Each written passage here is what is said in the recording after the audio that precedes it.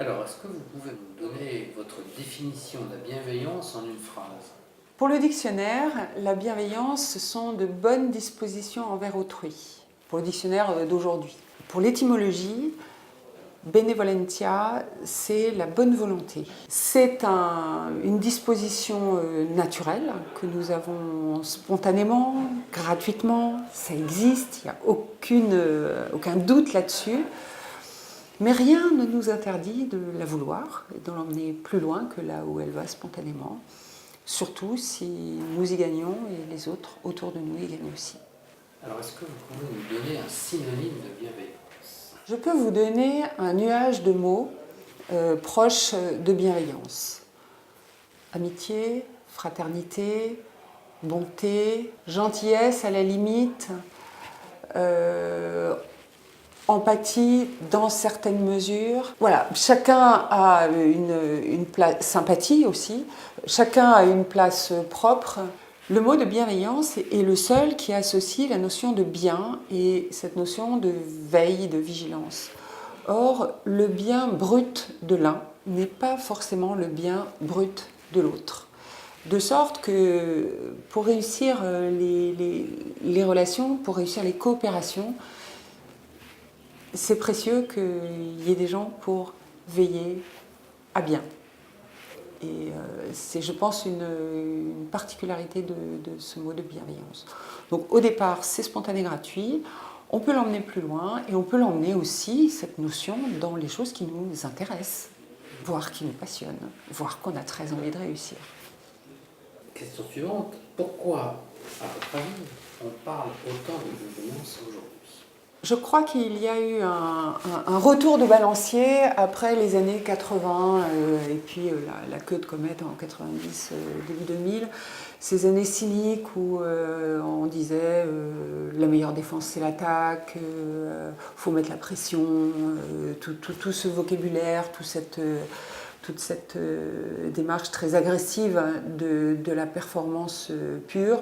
Où je me souviens aussi avoir eu des confrères consultants me disant la seule valeur de l'entreprise c'est l'argent, qui me laissait les bras ballants, mais il y avait des gens pour dire ça et puis pour le soutenir. Et puis je crois aussi que les travaux de nos aînés, des Gregory Bateson, Carl Rogers, Anatole Rapoport, duquel je suis partie pour produire la stratégie de la bienveillance, tous ces chercheurs qui étaient psychologues et mathématiciens pour Rapoport, psychologues et épistémologistes pour Bateson,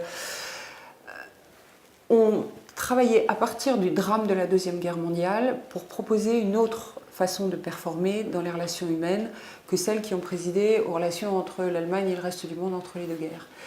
Et ça a mis du temps, mais c'est finalement arrivé dans l'entreprise.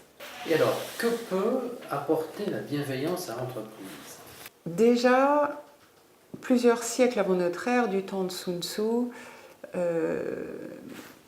Sun Tzu, le stratège suprême, le premier à avoir pensé la réussite de manière rationnelle plutôt qu'aller demander aux devins ce qu'il fallait faire, déjà, lui, disait que le général de l'armée devait être bienveillant, courageux, sage, il y avait 4 ou 5 qualités, mais la première, c'était la bienveillance. La bienveillance va apporter à l'entreprise ce qu'elle apporte partout où elle passe, c'est-à-dire la possibilité de coopérer, la possibilité de fonctionner ensemble. Or, qu'est-ce qu'une entreprise, sinon un tissu serré de coopération verticale, transversale, interne, externe, avec des clients, mais avec des partenaires, avec une société, l'entreprise n'existe que parce qu'il y a coopération. Il n'y a pas de coopération sans bienveillance. Donc elle a ça à gagner. Et puis, la coopération suppose de la liberté d'innover dans les process relationnels entre les gens, mais c'est une liberté d'innover qui produit aussi de l'innovation. Et ça, l'entreprise en a besoin, et elle en a besoin plus que jamais. Ou disons qu'elle a conscience aujourd'hui du fait qu'elle en a besoin. Donc la bienveillance, c'est... et pas seulement la bienveillance comme incantation, la bienveillance comme pratique de management qui n'est pas la complaisance. Vous m'avez demandé tout à l'heure les synonymes, là je vous donne, je fais passer le sabre entre bienveillance et complaisance. La bienveillance, c'est l'ingrédient indispensable à la coopération et l'innovation.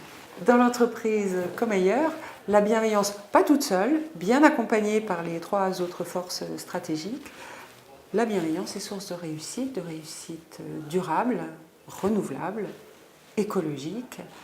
Et compte tenu du rôle de l'entreprise dans notre monde et de la connexion entre le reste du monde et l'entreprise, elle est parfaitement ajustée à l'entreprise. Ensuite, il faut arriver à la mettre en action. Et c'est pas facile.